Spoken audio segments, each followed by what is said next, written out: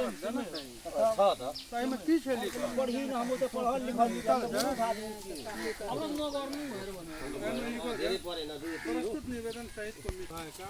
बस विद्वान श्री भानुभक्त निरोला बस अधिवक्ता सुजीत पोखरेल र अधिवक्ता आदि नारायण यादव गर्नु भएको भाषले सुनियो अदालत सुनलकै हो बात तोरा से पहिले हमरा जानकारी छै ल सर यताको चाहिँ कारबाही गर्छ हमरा तोरा से पहिले हमरा सब जानकारी छै ल ल ठीक छ सुनु छै के कुछ न करेलन करेल कै जे अब विवादे गर्नु परेन उहाँले एक कपी दिइसकेको छ सकि गयो नि अब के गर्ने अदालतको आज फेक गइ रहल छै त सही न कागज छै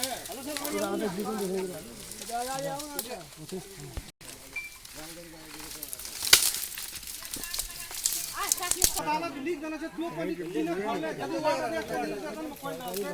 थाना पुलिस जेल छै कति होला कचिया दे कचिया